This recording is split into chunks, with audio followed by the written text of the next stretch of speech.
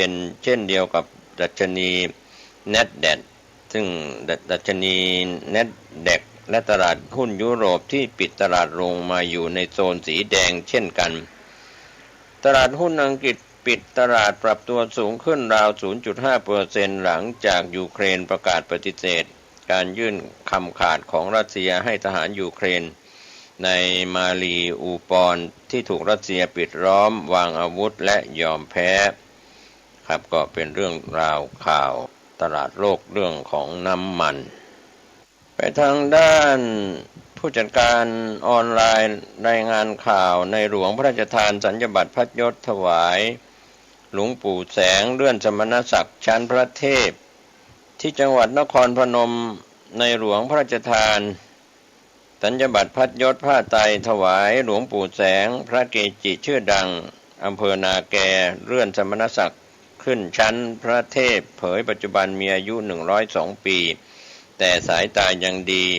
ยังได้ยินคงรับกิจนิมนต์เป็นปกติและมีความเคร่งครัดในพระธรรมวินัยและก็วัดปฏิบัติ3:30 นาทีของวันที่ 21 มีนาคมที่ผ่านมาณวัดโพชัยบ้านโพนตูมหมู่ 4 ตำบลก้านเหลืองอำเภอนาแกจังหวัดนครพนมพระบาทสมเด็จพระเจ้าอยู่หัวทรงพระกรุณาโปรดเกล้าให้นายสุประชัยผู้งามองคมนตรีเป็นประธานประกอบพิธีอัญเชิญสัญญบัตรพัดยศและผ้าไตรพระราชทานเลื่อนสมณศักดิ์ชั้นพระเทพถวายแด่พระเทพมงคลวัชโรดมหลวงปู่แสงจันทวังโสอายุ102ปีรวม81พรรษาเป็นพระเกจิอาจารย์ชื่อดังที่ปฏิบัติดีปฏิบัติชอบในส่วนของพี่น้องชาวพุทธแสดงความเคารพนับถือศรัทธาก็มีนายชาทิพย์รุจนะเสรีผู้ว่าราชการจังหวัดนครพนมนำข้าราชการเจ้าหน้าที่ที่เกี่ยวข้องตลอดจนประชาชนเข้าร่วมพิธีสำหรับพระเทพมงคลวัชโรดมแสงจันทวังโสปัจจุบันมีอายุ102ปี81พรรษาเป็นพระสุปฏิปันโนเรียกว่าเป็นพระสุปฏิปันโนปฏิบัติดีปฏิบัติชอบเคร่งครัดในพระธรรมวินัยไม่ยอมประพฤติร่วงพระบัญญัติแม้ในสิ่งที่ผู้อื่นโดยมากเห็นว่าเล็กน้อยเป็นผู้สำรวมในศีลให้บริสุทธิ์ไม่บกพร่องด่างพร้อยแต่ประการใดจึงไม่มักง่ายในความเป็นอยู่และเป็นที่พึ่งของชาวบ้านอันเปี่ยมด้วยคุณธรรมและเมตตาโดยพระเดชพระคุณท่านอุทิศตนรับใช้พระพุทธศาสนาอย่างต่อเนื่องพระเทพมงคลวัชโรดมมีนามเดิมว่านายแสงวงตาผาเกิดเมื่อวันที่10มีนาคม2463แรม6ค่ำเดือน4ปีมะแม่ตรงกับสมัยรัชกาลที่6บิดาชื่อนายบุญจันทร์มารดาชื่อนางสิงห์เป็นชาวบ้านโพนตูมตำบลก้านเหลืองอำเภอนาแกโดยท่านได้เข้าสู่ร่มเงากาสาวพัฒน์เมื่ออายุ19ปีด้วยการบรรพชาเป็นสามเณรหน้าไฟเพื่ออุทิศส่วนกุศลและส่งดวงวิญญาณให้กับคุณตาที่ล่วงลับไปณวัดศรีสำราญจิตบ้านดอนโทนหมู่ที่5ตำบลก้านเหลืองมีพระครูนาครธรรมนิเทศเจ้าอาวาสวัดศรีสำราญจิตเป็นพระอุปชาเสร็จพิธีในการอุทิศส่วนกุศลและส่งดวงวิญญาณแล้วเจ้าอาวาสไม่ยอมให้ลาสิกขาพาเดินธุดงค์ปฏิบัติธรรมกรรมฐานบำเพ็ญเพียรมาต่อเนื่องในพื้นที่หลายจังหวัดของภาคอีสานได้เข้าจำพรรษาอยู่ที่วัดบ้านแก้งอำเภอเขมราชจังหวัดอุบลราชธานีเรื่อยมาจนถึงวันที่3ตุลาคม2482ท่านมีอายุครบ22ปีจึงได้เข้าพิธีอุปสมบทเป็นพระภิกษุมีพระครูบริหารเกษมรัตน์เป็นพระอุปชามีพระอุยเป็นพระกรรมวาจาจารย์มีพระดมเป็นอนุสาวนาจารย์หลังอุปสมบทได้มุ่งมั่นเล่าเรียนด้วยปฏิภาณไหวพริบที่ดีเลิศจนสำเร็จการศึกษาแผนกธรรมได้นักธรรมชั้นตรีโทเอกตามลำดับยังได้เล่าเรียนอักขระเลขยันต์และวิทยาคมต่างๆจนเชี่ยวชาญท่านเป็นพระภิกษุผู้ปฏิบัติชอบตามพระธรรมวินัยเคยเทศนาธรรมโวหารโปรดญาติโยมและชาวบ้านอย่างสม่ำเสมอ จนเป็นที่เคารพศรัทธามาโดยตลอดต่อมาญาติโยมจึงได้นิมนต์ท่านกลับบ้านเกิดเพื่อมาจำพรรษาณวัดโพชัยบ้านโพนตูมหมู่ที่ 4 ตำบลก้านเหลืองและด้วยท่านเป็นพระที่มีความเป็นสมถะรักความสงบปฏิบัติดีปฏิบัติชอบมีความรู้ลึกซึ้งแตกฉานช่วงนั้นแถบเทือกเขาภูพานมีผู้ก่อการร้ายคอมมิวนิสต์ชุกชุมท่านได้นำสมุนไพรที่มีอยู่ในป่าลึกแถบภูดงน้อยมารักษาโรคภัยไข้เจ็บให้กับชาวบ้านจนหายป่วยภายหลังการสู้รบสงบลงจึงมีชาวบ้านและลูกศิษย์ที่เลื่อมใสศรัทธาจำนวนมากแวะเวียนมากราบไหว้และทำบุญไม่ขาดสายด้วยการบำเพ็ญประโยชน์ต่อพระพุทธศาสนาดูแลการเจ็บป่วยของชาวบ้านจึงได้รับพระราชทานสมณศักดิ์เป็นพระครูสัญญาบัตรนามว่าพระครูอุดมรังสีและดำรงตำแหน่งเจ้าวาดวัดโพชัยรวมทั้งเป็นเจ้าคณะตำบลก้านเหลืองต่อมาในปี2564ที่ผ่านมาสมเด็จพระเจ้าอยู่หัวทรงพระกรุณาโปรดเกล้าถวายสัญญบัตรพัดยศผ้าไตรเลื่อนสมณศักดิ์เป็นพระราชมงคลวัชโรดมและล่าสุดทรงพระกรุณาโปรดเกล้าถวายสัญญบัตรพัดยศผ้าไตรเลื่อนสมณศักดิ์เป็นพระเทพมงคลวัชโรดมถึงแม้ปัจจุบันท่านจะมีอายุ102 ปีแล้วแต่สายตาท่านยังดี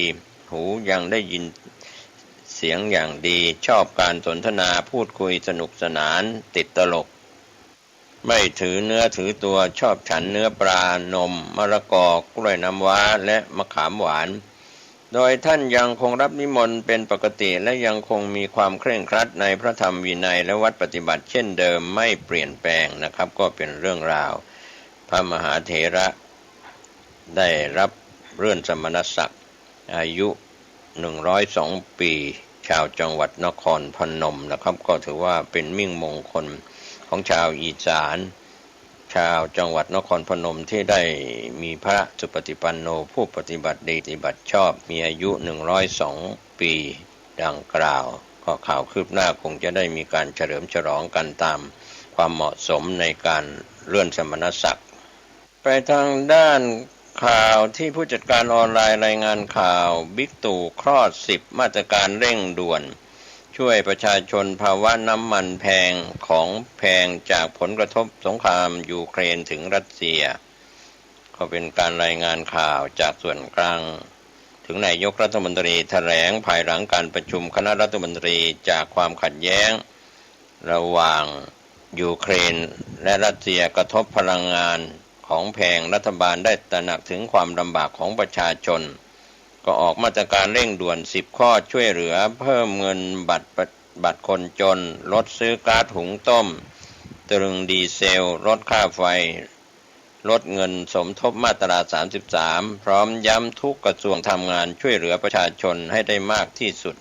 22 มีนาคมพลเอกประยุทธ์จันทร์โอชานายกรัฐมนตรีและรัฐมนตรีว่าการกระทรวงกลาโหมแถลงภายหลัง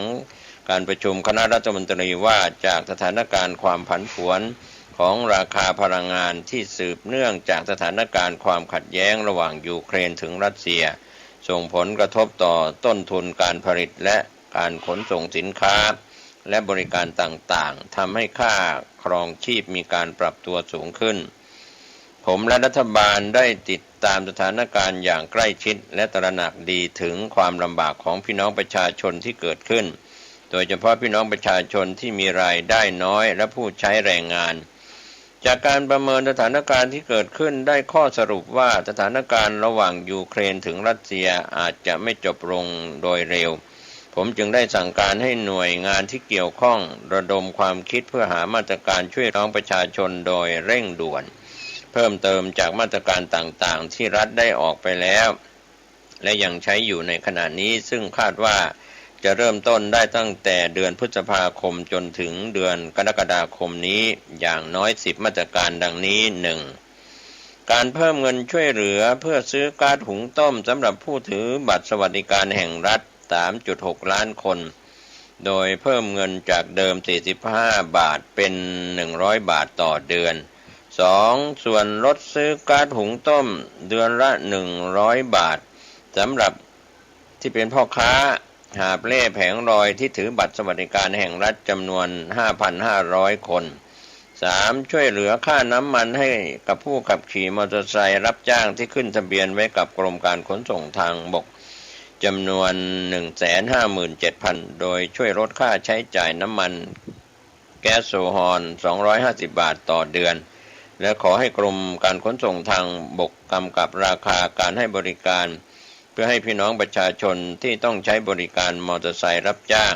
มีค่าใช้จ่ายในการเดินทางเท่าเดิม 4. คงราคาขายปลีกผู้ที่ใช้ก๊าซ NGV ไว้ที่ 15 บาท 59 สตางค์ต่อกิโลกรัม 5. ผู้ขับขี่แท็กซี่มิเตอร์ภายใต้โครงการลมหายใจเดียวกันสามารถซื้อก๊าซได้ในราคา 13 บาท 62 สตางค์ต่อกิโลกรัม 6. ช่วยลดภาระค่าไฟฟ้าที่จะเพิ่มขึ้นสำหรับผู้ที่ใช้ไฟฟ้าไม่เกิน 300 หน่วยต่อเดือนโดยลดค่า FT ลง 22 สตางค์ต่อหน่วยในช่วงเดือนพฤษภาคมถึงเดือนสิงหาคม 7. ตึงราคาขายปลีกน้ำมันดีเซลที่ 30 บาทต่อลิตรไปจนถึงสิ้นเดือนเมษายน 2565 หลังจากนั้นรัฐบาลจะเข้าไปช่วยเหลือส่วนที่ราคาน้ำมันดีเซลปรับเพิ่มขึ้นครึ่งหนึ่ง 8. กำกับดูแลการปรับราคาก๊าซหุงต้มในช่วงตั้งแต่เดือนเมษายนถึงมิถุนายนโดยใช้กองทุนน้ำมันเข้าไปช่วยลดผลกระทบจากการปรับราคาให้ไม่สูงเกินไป 9. ลดอัตราเงินสมทบของนายจ้างและลูกจ้างที่อยู่ในระบบประกันสังคมมาตรา 33 จาก 5% เหลือ 1%เพื่อให้ลูกจ้างและนายจ้างสามารถมีกำลังในการใช้จ่ายและผู้ประกอบการสามารถมีสภาพคล่องเพิ่มขึ้นในการดำเนินธุรกิจในช่วงถัดไป ลดอัตราเงินสมทบผู้ประกันตนมาตรา 39 จาก 9% เหลือ 1.9% และลดอัตราเงินสมทบของผู้ประกันตนมาตรา 40 ลงเหลือ 42 ถึง 180 บาทต่อเดือนนอกจากนี้ผมยังได้สั่งการให้กระทรวงเกษตรและสหกรณ์กระทรวงพาณิชย์ออกมาตรการเร่งด่วนเพื่อช่วยเหลือพี่น้องเกษตรกรให้ได้มากที่สุดก่อนที่จะเข้าสู่ฤดูกาลเพาะปลูกโดยเน้นการใช้วัตถุดิบในประเทศและให้กระทรวงการต่างประเทศประสานงานกับประเทศต่างๆในการจัดหาปัจจัยการผลิตที่จำเป็นเข้าประเทศด้วยต่อจากนี้ไปกระทรวงและหน่วยงานต่างๆที่เกี่ยวข้องจะเร่งดำเนินการออกมาตรการทั้งหมดที่กล่าวมาทั้งนี้เพื่อให้เป็นไปตามข้อกฎหมายและข้อบังคับต่างๆรวมทั้งนำเสนอคณะรัฐมนตรีเพื่อพิจารณาและอนุมัติเป็นการเร่งด่วนผมขอย้ำว่ารัฐบาลทุกกระทรวงและทุกหน่วยงานกำลังทำงานอย่างหนักเพื่อวางแผนช่วยเหลือพี่น้องประชาชนทุกคนให้ได้มากที่สุดให้พ้นวิกฤตซ้อนวิกฤตนี้ไปให้ได้โดยไม่มีใครถูกทิ้งไว้ข้างหลังและเร่งเดินหน้าตามแผนฟื้นฟูประเทศที่ได้วางไว้ทั้งระยะสั้นระยะกลางและระยะยาว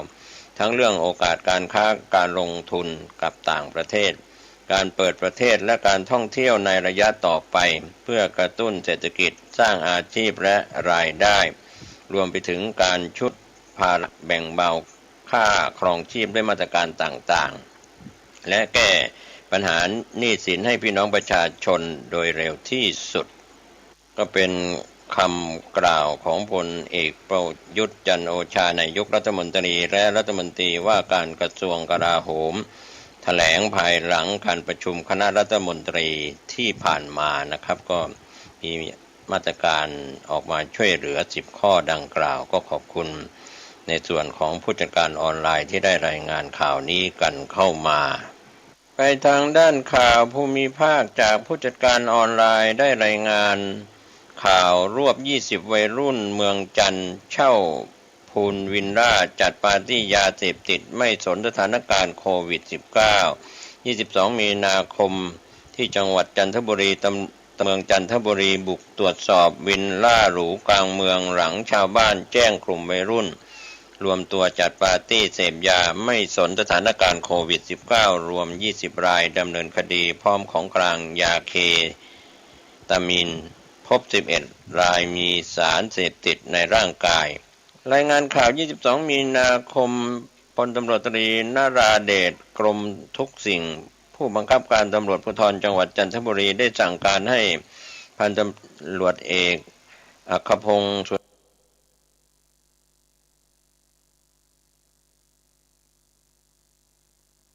นทรวิภาครองผู้บังคับการตำรวจภูธรจังหวัดจันทบุรีและพวกนำกำลังเจ้าหน้าที่ชุดสืบสวน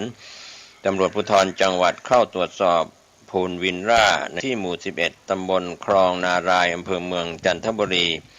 หลังจากได้รับแจ้งว่ามีการรวมกลุ่มจัดปาร์ตี้โดยไม่สนสถานการณ์โควิด -19 พบวัยรุ่นชายหญิงอายุระหว่าง 19 ถึง 41 ปีจำนวน 20 คน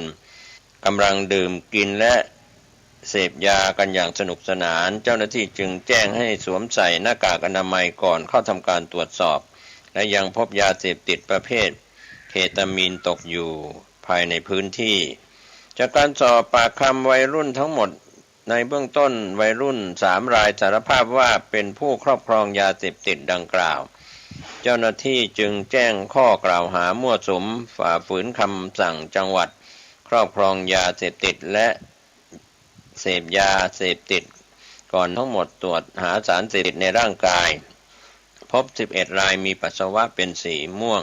เรื่องนี้พันตำรวจเอกอัครพงษ์ได้ชี้แจงกับทีมข่าวว่าจากการสอบปากคำวัยรุ่นทั้งหมดทราบว่ามีภูมิลำเนาอยู่ในจังหวัดจันทบุรีและนัดแนะกันผ่านเฟซบุ๊กเพื่อรวมตัวจัดปาร์ตี้เจ้าหน้าที่ตำรวจได้ติดตามพฤติกรรมของวัยรุ่นกลุ่มนี้กระทั่งได้รับแจ้งจากพลเมืองดีว่ามีการรวมกลุ่มจัดปาร์ตี้จึงได้นำกำลังเข้าตรวจสอบและก็จับกลุ่มก็เป็นเรื่องราวข่าวที่วัยรุ่นรวมกลุ่มเสพยาจัดปาร์ตี้กันที่จังหวัดจันทบุรีไปตั้งข่าวสุดท้ายจากผู้จัดการออนไลน์รายงานข่าว 21 มีนาคมที่ผ่านมาอึ้งซ้ำวัดหลวงพ่อเงินโดนยึดปิดประตูล็อกกุญแจยาวแม้แต่เจ้าหน้าที่ถือหมายบังคับคดียังเข้าไม่ได้ข่าวคืบหน้าเรื่องนี้ที่จังหวัดพิจิตรวัดหลวงพ่อเงินวุ่นไม่จบไม่สิ้นล่าสุดทั้งนายอำเภอและผู้กำกับผู้อำนวยการสำนักงานบังคับคดีผู้อำนวยการสำนักพุทธพร้อมเจ้าหน้าที่กว่า100 คนนำหมายบังคับคดีตามคำพิพากษาศาลแต่เจอผู้ชุมนุมปิดประตูล็อกกุญแจแน่นเข้าวัดไม่ได้ต้องเจรจากันนานก่อนส่งตัวแทนลอดประตูเล็กเข้า21 มีนาคม 2565 ที่ผ่านมานายสุพจน์รัตนรุ่งเรืองรักษาการนายอำเภอโพนทะเลพันตำรวจเอกวัชรเกียรติสิริวิมลผู้กำกับการสถานีตำรวจภูธรโพทะเลนางวรัชนัทกุลศิริอิทธิกรผู้อำนวยการสำนักงาน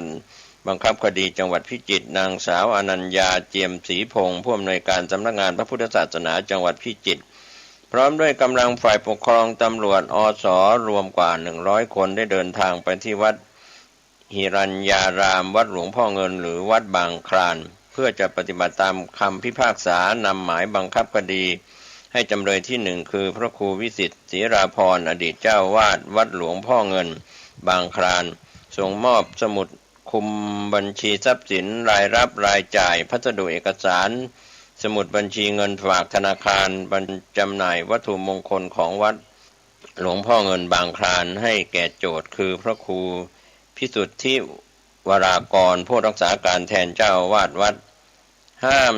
จำเลย10 คนขัดขวางการดำเนินกิจการของวัดหิรัญญารามและกิจการคณะสงฆ์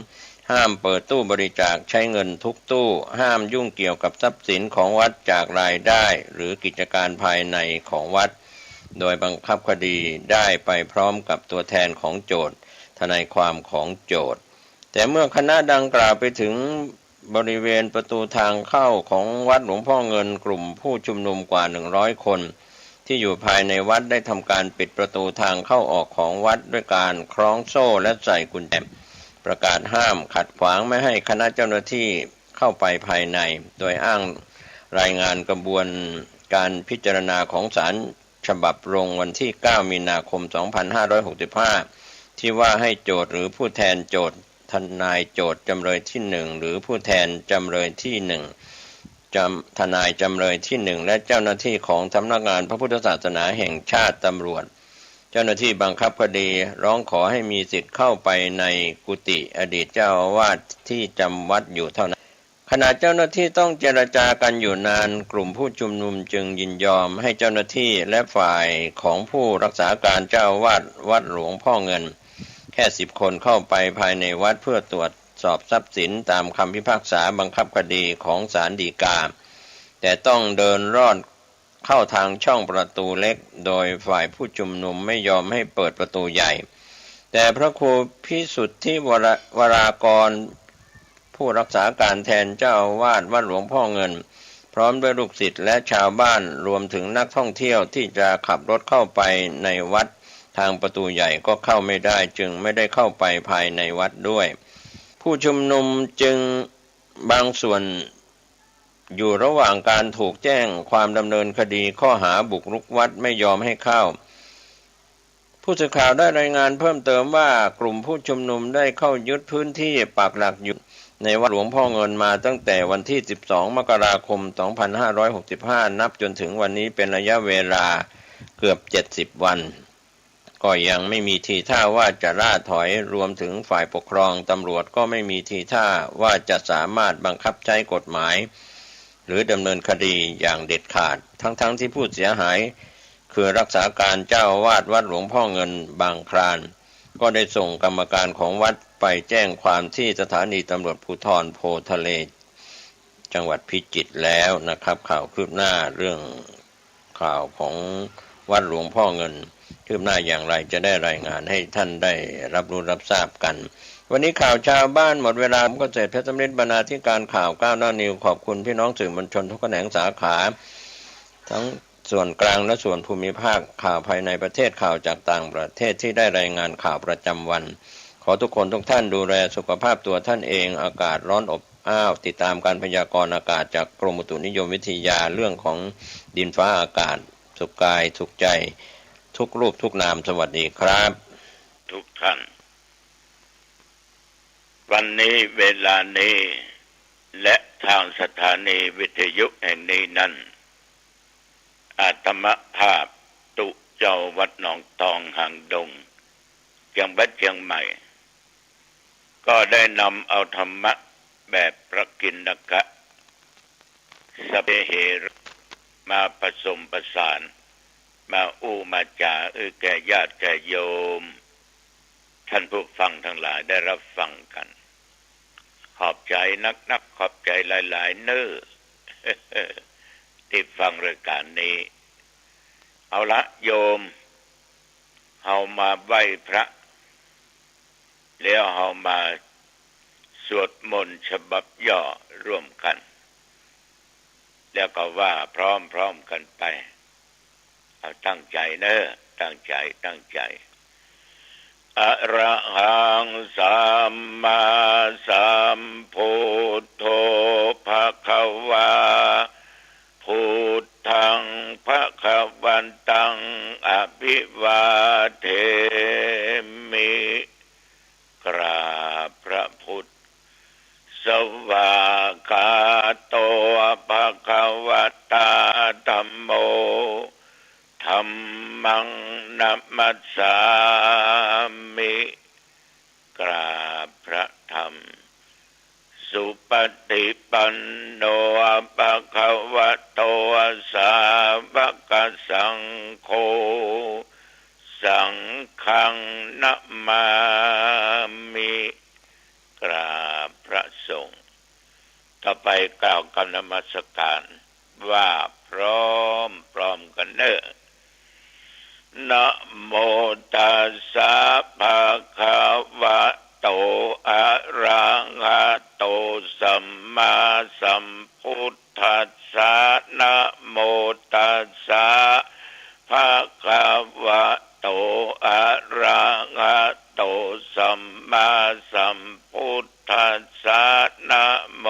ตัสสะภะคะวะโตอะระหะโตสัมมาสัมพุทธัสสะพุทธังสรณังคัจฉามิธัมมังสรณังคัจฉามิสังฆังสร นังกัจฉามิทุติยัมปิพุทธังสรณังกัจฉามิทุติยัมปิธัมมังสรณังกัจฉามิทุติยัมปิสังฆังสรณังกัจฉามิตติยัมปิพุทธังสรณังกัจฉามิตติยัมปิธัมมังสรณังกัจฉามิตติยัมปิสังฆังสรณังกัจฉามิกรมอุตุประกาศตั้งแต่เมื่อตะวันว่าถึงปัจจุบันนี้เทือวัดหนองตองมีลมแรงพอสมควรแล้วก็มีฝนตกตั้งแต่เวลาประมาณบ่ายสองบ่ายสามตกหนักน้ำประห่วงก็หยุดไปประมาณทุ่มกว่าฝนก็ตกหนักน้ำจะประห่วงเหมือนกันลมก็แรงก็เข้าใจว่าบ้านพ่อแม่พี่น้องญาติโยมบางที่ก็มีฝนตกลงบางที่ก็มีฝนตกลงไม่ใช่ขึ้นใช่จาอย่างมันเอาก้อนเมฆบ่าเนาะ มันไปตรงตัดไหนก็ลงตัดอันแต่เดี๋ยวฝนตกมืดครึ้มไปที่อื่นแดดจ้าหมดแจ้งไปทั่วหมดฉะนั้นญาติโยมนี่คือเรื่องของธรรมชาติเขาจะไปฝืนธรรมชาติมันตึงได้นะญาติโยมทั้งหลายตะวานี้มีโอกาสไปร่วมทำบุญอายุวัฒนมงคลของท่านพระครูเจ้าคณะอำเภอฝางจังหวัดเชียงใหม่ณที่วัดพระบาทอุดมหรือน้ำบ่อสาวาซึ่งท่านองค์นี้ก็เป็นเพื่อนสหธรรมิกด้วยกันเป็นนักเผยแผ่ธรรมด้วยกันอายุของท่านได้70 ปี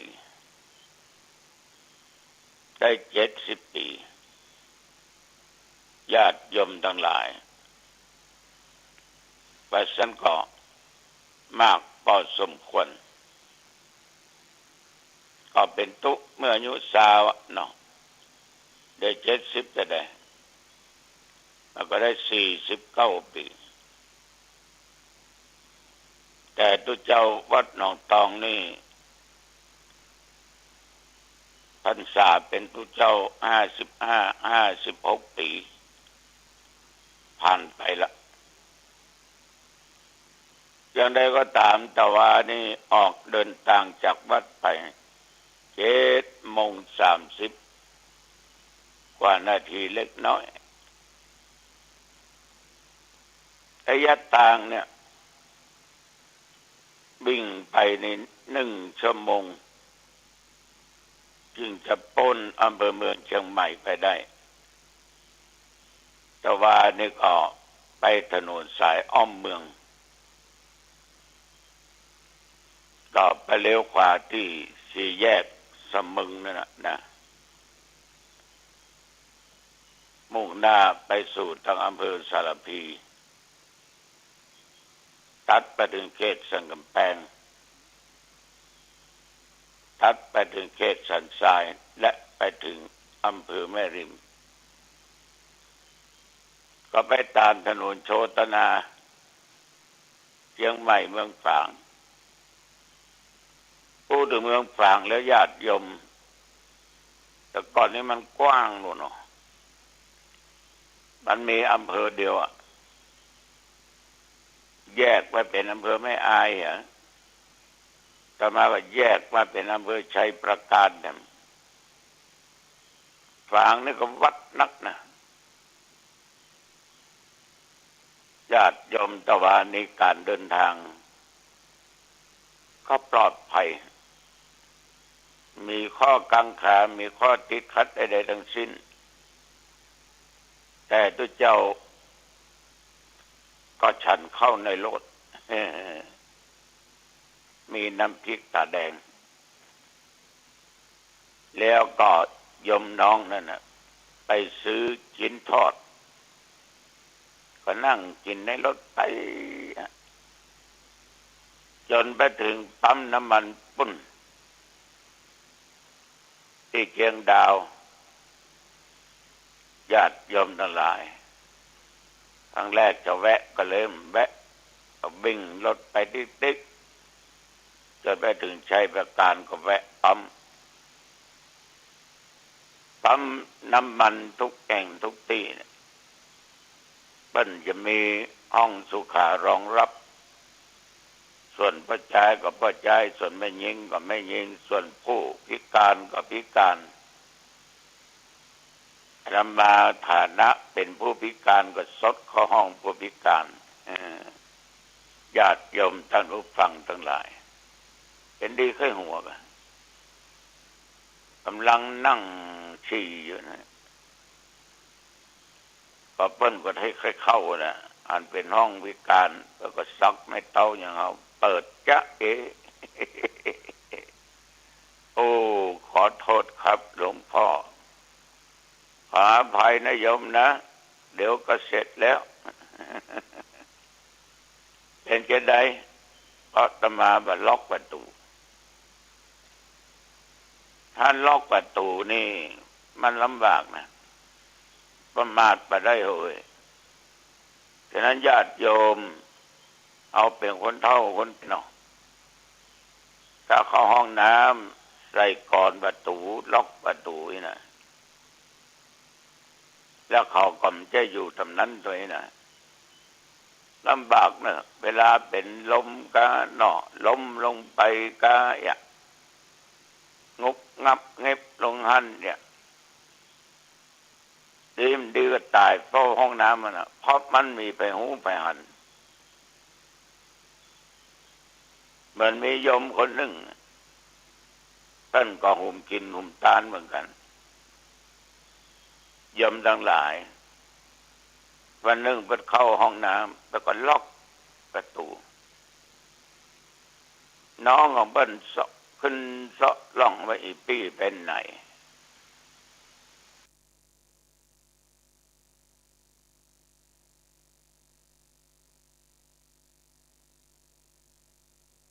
หล่นไปหล่นมาไปถามปัญญาว่าไอ้กมหูอันนี้ปี้ก็มาหันมาทางนี้เอาเอ้ยเพื่อวิ่งไปวิ่งมาเป็นชั่วโมงลองเป็นตีประตูห้องน้ำเปิดซะมาได้โยมจำเป็นต้องห้องพี่น้องชาวบ้านปากันมางัดเป็นว่าตายนะฮะล่ะนั่งถูส้วมหัวงมกงกตายในห้องน้ำฉะนั้นถ้าห้องปิดนี่ก็ดีอย่างปิดมันก็ดีอย่างแต่ถ้ามาตั้งวันนี่เน้นอยู่ด้วยหั่นเนาะเอาตึ้มปิดก็บอกว่าลูกเน้นถ้าไผมานี่บอกว่าหลวงพ่อเข้าห้องน้ำอยู่ตามผิดสังเกตก็เข้าใจไปห้องเว่ยๆเนย มันง่ายนะมันง่ายเวลาเขาเกิดเป็นอย่างขึ้นมากระทันหันคนช่วยเหลือเขาได้อยู่ถ้าไปล็อกประตูเห็นแล้วเขาก็มาหูว่าเขาไปที่ไหนเพื่อหูพอแข็งน่ะเนาะ ฉะนั้นพอออกไม่ออกก็ดีประมาทเนอะตั้งสติให้ดีเมื่อไปถึงที่ปั๊มน้ำมันนั่นแล้วก็เดินทางไปจนถึงอำเภอหลางไปถึงวัดพระบาทอุดมน้ำบ่อสาวาเวลานั้นก็เกือบ11 โมงบังเอิญแต่ว่าเพิ่นทำทักษิณานุปทานตามหาคนตายวันนี้ไปสืบโบราณชะตากันเข้าไปในวัดก็หันคนนักมากหลายตัวเจ้านักเขาเปิดเป็นเจ้าคณะอำเภอเพื่อนพ้องมิตรสหายกัลยาณธรรมเปิดก็นักอาตมาไปหันตัวเจ้าทั้งหลายใส่หน้ากากเหมือนกับญาติโยมนั่งกันแออัดกันก็อาจารย์นานอ้วนแม่แต่งเป็นมรรคนายกเป็นโฆษกไปนะญาติโยมอาตมาไปถึงเนี่ยมีเก้าอี้ว่างทั้งหน้าพอดีแล้วอาตมาก็เลยนั่งเก้าอี้ตัวหน้านะเขาก็นิมนต์นั่งหั่นลงอกลงใจกว่าห่างจากปู่อ้วนไปถึง4 เมตร 5 เมตรห่างจากตัวเจ้าได้นั่งสวดกัน4-5 เมตรห่างจากตัวเจ้าที่นั่งกับเจ้าอาวาสเพิ่น3-4-5 เมตรเหมือนกัน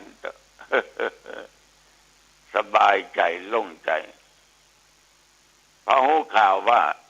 ทั้งฝั่งก็นักแกเหมือนกันนี่นะเวลาเปิ้นก็ตะวาเนี่ยเปิ้นเอาส้มเกี่ยวหวานเป็นสังฆทานเมืองฝางแล้วเนาะถ้าว่ามีส้มนี่ก็ไม่ใช่เมืองฝางถวายพระไตรเอาก็ปอนด้วยกันเป็นหมู่เป็นคณะจบปุ๊บตัวอ้วนก็นำแผ่เมตตาปัญตาน้อยครูบาอาจารย์สังฆะนิมนต์พระสงฆ์ทุกรูปฉันเพลท่านเจ้าหน้าอำเภอรองอำเภอนิมนต์ห้องแอร์นะ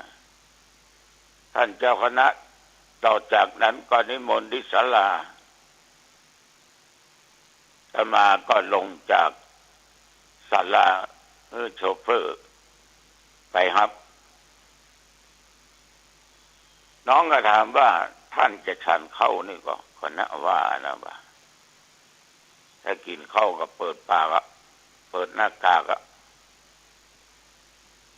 กันเดียวก็ดีบดีเกิดนั้นแคตเตอร์ขึ้นมาใหญ่ๆเขากินแล้วปะตกลงประชันเข้าก็โล่งอกโล่งใจมานั่งในรถล่องมา11 โมงปลายหรอ11:40ละของกินขี้ซากแต่เจ้านั่นล่ะ กินทอดกินนะทำมาตึกกินกับข้าวนึ่งนะจำน้ำพริกแดงเนี่ยมันก็ล้ำนะผมมาแวะปั๊มน้ำมันที่แวะตอนเจ้าแล้วเนาะตั้งเหนือนี่มืดมาได้มีฝนตก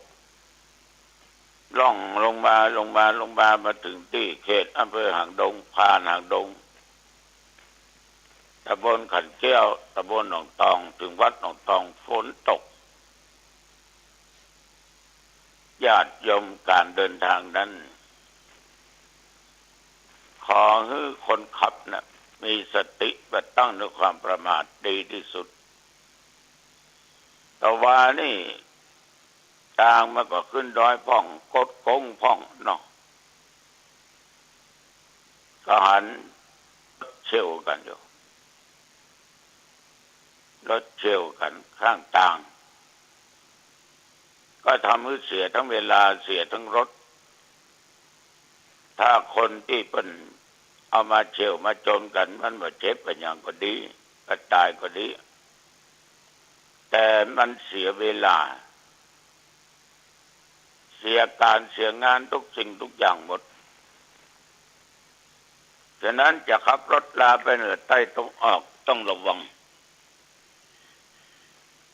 เขาบ่ประมาทแต่คนอื่นเขาประมาทมันก็จังเจอแบบเนี้ยมีครั้งหนึ่งญาติ อาตมาจะเอาเทปเนี่ยไปฝากไว้ตามสถานีวิทยุต่างๆออกคันคลองตำหาไรน็อตนั่นนะโอ้โหมีโยมคนหนึ่งตัดนั้นมันคงแกเหยียบรถเครื่องมามันบุ้มกับรถของอาตมาภาพนอนเหยียดจัดลาดแต่รถที่อาตมานั่งเนี่ยไปตามเลนอย่างถูกต้องแกก็นอนเหยียดอาตมาก็บอกน้องที่ขับรถ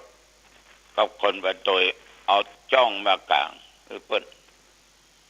อาตมาก็จีวรขึงเพราะมันฮ้อนน่ะเนาะตอนบ่ายหรอกห้องเปิ้นดึงบ่ฮือบ่เอาว่าบ่ล้างสิ้นบุญกันแหละบ่ล้างไปก็ยืนแผ่เมตตาให้เปิ้นขอเปิ้นจะไปมีอันเป็นไปขอเปิ้นจะไปเจ็บนักเจ็บหนาป้านอย่างขอมีชีวิตขอสิ่งศักดิ์สิทธิ์คุณแห่งพระพุทธพระธรรมพระสงฆ์ช่วยเหลือเปิ้นกำเอาห้องมาตื่นนะก็เดือดโทรศัพท์มันดังกิ๊งเอามือล้วงของเตียวได้แล้วก็โอ้ครับเพื่อนครับฝูงเปิ้นก็เดี๋ยวก็ลุกนั่งแจ้งให้ประกันชีวิตแจ้งให้เจ้าที่ตำรวจต้องระมัดระวังอย่างนึงเนอะเขาก็ต้องพร้อมในยุคปัจจุบันน่ะมีกล้องถ่ายก็ถ่ายโทรศัพท์มีก็ถ่ายภาพไว้เลยถ้าเอามันเก็บนี่นะถ่ายภาพเป็นหลักฐานญาติโยมเจ้าหน้าที่มาก็เอาคนป่วยถามว่าจะไปห้องยาไหนก็จะไปละปูนก็จะปิกบ้านละปูนก็ไปส่งโรงพยาบาลลำพูนเจ้าหน้าที่มาไปจัดการถ่ายภาพถ่ายยังไว้หมดรถก็โดนยึดอีกลงพักก็ต้องไปเคลียร์กันโอ้โหญาติโยมน้องของเพิ่นนั่นน่ะเป็นโกเลมันเลยจะเอาเรื่องเอาราวอาตมาก็ว่าเป็นยังคุณโยมก้อยอู้ก้อยจ๋าได้ดูแลรักษากันกล้าเสียเวลากล้าเสียหายก็ก้อยอู้กันพอรถกันนี้ก็มีประกันญาติโยมเจ้าหน้าที่มาไกล่เกลี่ยแกก็บอกขยอมในที่สุดก็เอาภาพที่ถ่ายมาเป็นหลักฐานเนี่ยถ่ายภาพมันดีอย่างมาเป็นหลักฐานก็บอกให้ยอมเจ้าหน้าที่ก็ถ้าอย่างอันก็เอาไปตามตัวบทกฎหมายไปผิดไปถูกประกันเพิ่นเคลียร์เรียบร้อยเพิ่นเรียกค่าเสียหายแกก็หยุดเพราะรถแกก็มีประกันอย่างพล่ำไปเลยเพิ่นไปกาเพชรกาพลอยก็ไปเยี่ยมอยู่ที่โรงพยาบาลลำพูนผลปรากฏว่าข้อมือเนี่ยย่นบางหลายมันแตกหน่อยแขนนี่แหละไม่ใช่แขนนิ้วมือมันแตกนะก็คงจะลดไปทับเพิ่นน่ะลดกับเพิ่นนั่นน่ะในที่สุดมาก็โอ้จากันก็ตกลงกันไปทำขวัญนี่ฉะนั้นภัยทุกคนไม่อยากคือภัยเจ็บภัยตายเพราะถ้ามันเป็นเรื่องเป็นราวเนี่ยญาติโยมมันเสียทั้งเวลาเสียทั้งเงินทองและเข้าของที่สำคัญคนต้องเจ็บคนต้องตายนะมันน่าเสียดายเวลาขับรถลาไปเหนือใต้ตกออกก็บ่ดีตั้งอยู่ในความประมาทก็มีสติกำกับอยู่ตลอดเวลา จะไปใจอารมณ์โยมบางคนตัวผิดต้องผิดใจอารมณ์บ้ากันต่างๆนานาเรื่องน้อยกลับกลายเป็นเรื่องใหญ่เรื่องโตเพราะอารมณ์นั้นเสียงมากระแทกที่โสตประสาทหูกระถูกอกกระถูกใจบุดวัดขึ้นมาใส่กันละฉะนั้นหลักธรรมะใช้ได้มีสติมีปัญญาถึกต้องพิจารณาถึงเหตุถึงผลต่างๆแล้วทุกอย่างมันจะเรียบร้อยดีเองพ่อแม่พี่น้องญาติโยมอันนั้นมันเชี่ยวกันมาได้ที่พระทว่าตกเย็นมาก็ได้พบได้พระกับญาติกับโยมมาขอสมัครบวชเอาลูกมาบวชครั้งแรกจะมีบวชแล้วแต่ว่าวันซืนเลยประกาศรับสมัครก็เขาได้สัก10 คนบางเกิน10 คนแล้วก็บวชแบบง่ายๆไม่ต้องมีพิธีรีตองอย่างนั้นแต่ทำถูกต้องตามกฎตามระเบียบของพระธรรมวินัยแต่อยากจะได้ละอ่อนที่บวชอยู่ลวดไม่ต้องศึกอยู่สืบต่อพุทธศาสนาอยู่สืบต่อการศึกษาล่ำเรียนปริยัติธรรมก็มีคนสมัครอยู่ประเดี๋ยวนี้4 คน5 คนคนพ่วงท้ายมาว่าขอบวชสัก10 กว่าวันเอาก็เอากำหนดว่า เอาแล้วปีใหม่ว่าประมาณวันที่21 22จะบวชแม่ออกที่โทรมาเนาะว่าอยากจะเป็นเจ้าภาพก็ได้ไปแล้วเนิ่มใน4 ตน 5 ตนแล้วนะตนตัวใดก็อู้กันเนาะแม่ออกเนาะดีเด็ดลูกตุลูกพระลูกเน้นวันบวชก็ตื้อมือไผ่ไปมือไผ่มานอกจากจะเป็นพ่อเป็นแม่มามอบพระไปครับจะมามอบพระก็ได้นะในวันบวชแบบง่ายๆนะต้องไปเลี้ยงต้องไปอย่างกันเอาง่ายๆแล้วก็ต้องคัดกรองตัวเขาก็ต้องรักษาลูกเปิ้นก็ต้องรักษาตัวเขาป้องกันไว้ที่บวชอย่างนี้ต้องการพระเน้นอยู่วัดโยมก็คงจะหันบางวัดก็เหลือก็ตุเน้นหมีบางวัดก็เหลือก็เน้นตุหมีบางวัดก็ร่างหมีถึงตุหมีถึงเน้นมีก็หมามีก็แมวอยู่ในวัดในวาตะฉะนั้นมันน่าเป็นห่วง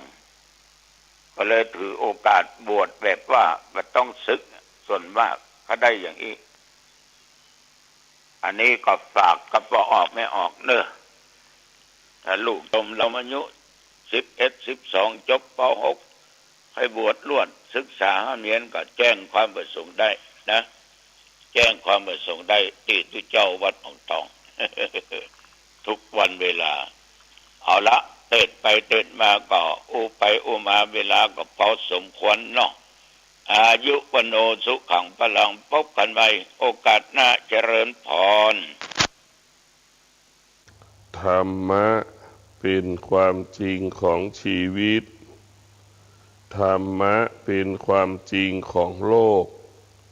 ธรรมะเป็นสมบัติของมนุษย์โลก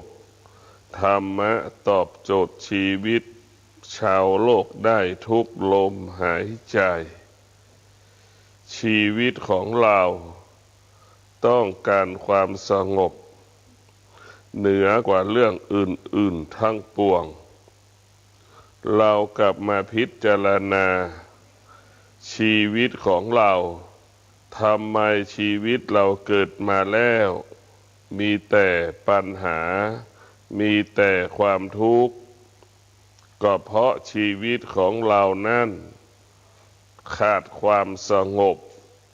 ชีวิตของเราขาดความสงบจึงเป็นบ่อเกิดแห่งความทุกข์เช่นเรามีครอบครัวแล้วก็เป็นทุกข์มีลูกแล้วก็เป็นทุกข์เราอยู่ด้วยตัวเราเองก็เป็นทุกข์ เรามีทรัพย์มีสมบัติแล้ว จิตมันไม่มีความสุข